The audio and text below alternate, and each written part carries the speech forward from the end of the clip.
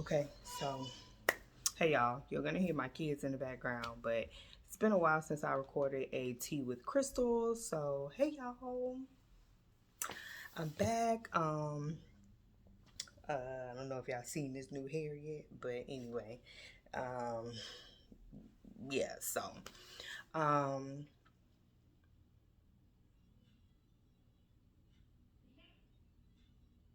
I guess in a sense, I just want to talk about where I am right now in my life, and I just want to be transparent, about where I am and share my journey. So you can come along with me if, like, I don't want to wait until I necessarily overcome things, but I want to share like what is happening and what I'm doing to overcome things, if y'all get what I'm saying. So not to the end and I'm a big success and everybody following me, but anyway, so I'm in a phase right now where starting over sucks. Like, it sucks, and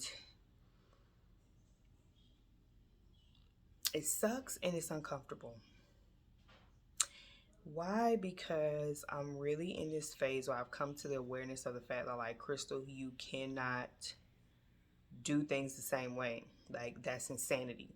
Like, you hear this term, you hear this phrase or whatever, like doing the same thing over and over or something like that. I don't know, insanity or something like that. So, um, I'm in this new, like, I'm doing the same thing, and this is business wise, like my calling and my career and stuff like that.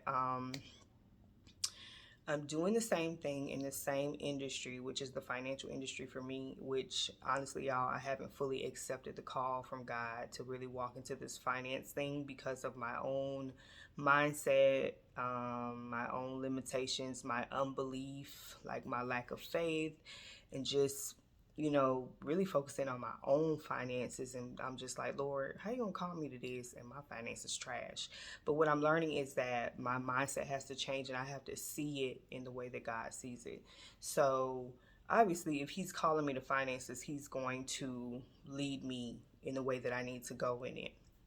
So I've done a couple different things, and I've tried a few things which has just, it burnt me out in the past. I was trying to do a lot of things by myself and in my own control, my way, and it burnt me out, like mentally, emotionally. But not only that, it has showed me a lot of things about myself that I need God to heal, not just as an entrepreneur, but just in my life in general.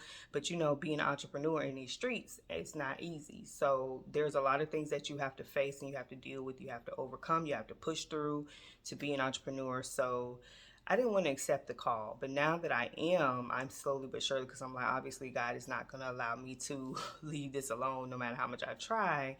I'm going into a different industry with it and a whole different approach. So I'm not behind the scenes. I'm not trying to do the services per se, post in the way that I usually post, or like, I now have to show up as a, not expert per se, but like I have to show up. Like, I have to post videos and go live and talk about these things.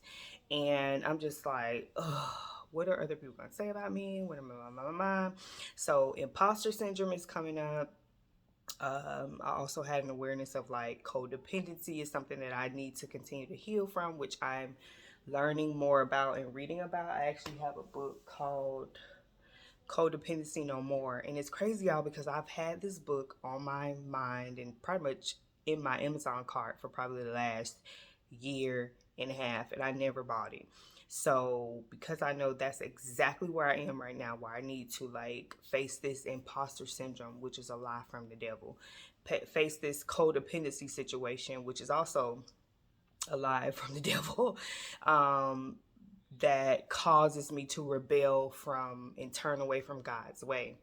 So starting over sucks. That's why I say it sucks, because it doesn't matter how I feel emotionally. And I'm just at one of those places where I want to give up, like I usually do. It's just like, this is too emotionally draining. It's just too much for me. I can't do this. I want to stop. I can't. So I have to push through that. So what I'm doing is reading what I need to read, journaling when I need to journal. I am showing up no matter how uncomfortable it is.